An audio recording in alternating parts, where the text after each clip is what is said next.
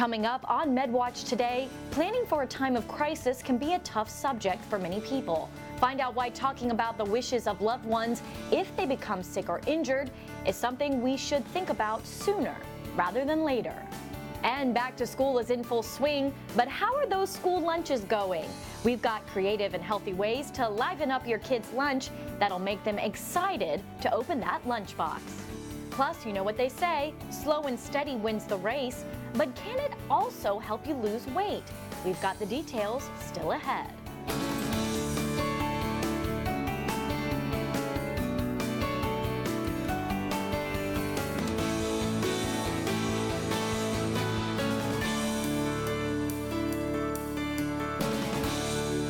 Hi there, and thanks for joining us. I'm Stephanie Bainham. There are hundreds of people who walk through the doors of community medical centers every day, and protecting all of those people and keeping them safe is the #1 priority of the Security Services Department.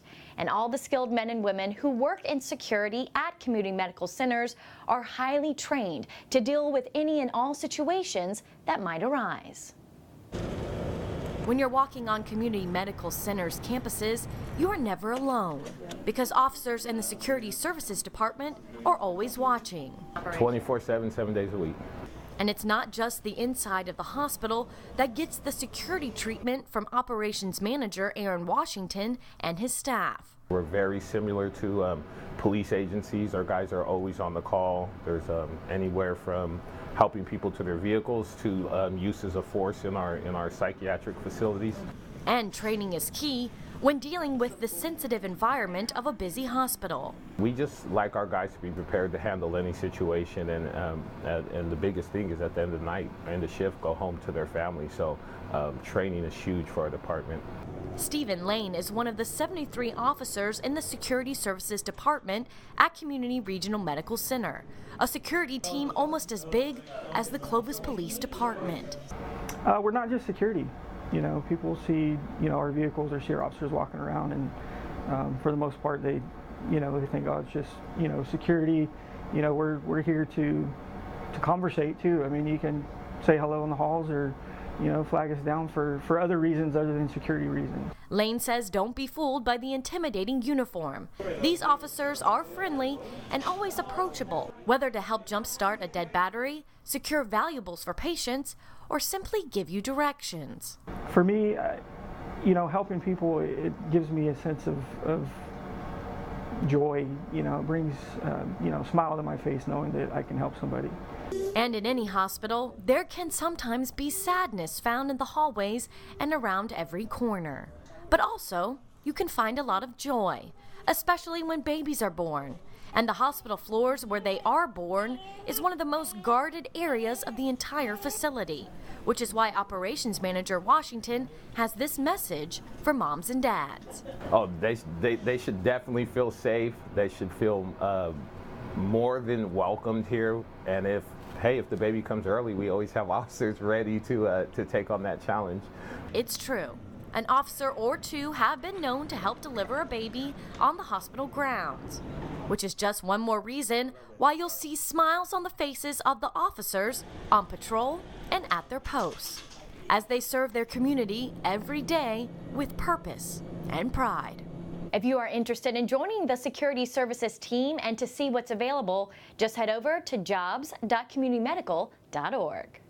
If you or someone you know has recently been admitted to the hospital, chances are you may not have been seen by your regular primary care physician, leading many people to ask, well, who do I see when I'm at the hospital? The answer is a relatively new trend in the care of hospitalized patients. When a patient is admitted to the hospital, they may see a hospitalist. It's a term used for a doctor who specializes in the care of patients while they are in the hospital.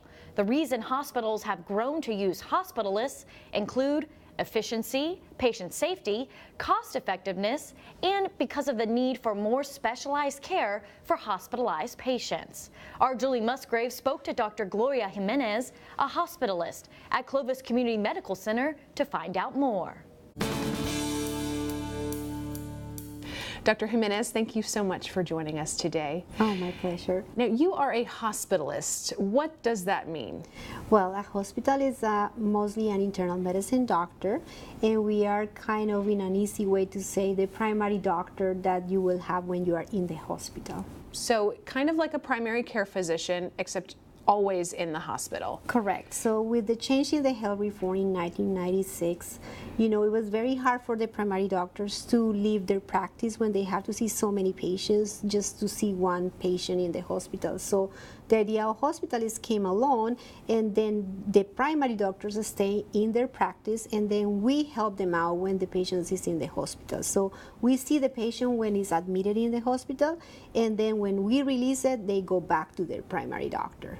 Is there confusion when you meet with patients and maybe they're wondering, where is my normal doctor? Definitely, and sometimes they already know what we are, but sometimes we explain to them, and we actually communicate with them from the beginning. So we call the primary doctor, we ask them. Sometimes the primary doctor themselves send it to us and say, I saw this patient in my office and he needs to be in the hospital, and do you mind to admit the patient? So he tells us what the patient have, if he is short of breath, and give us all the background of what happened, and then we admit the patient to the hospital.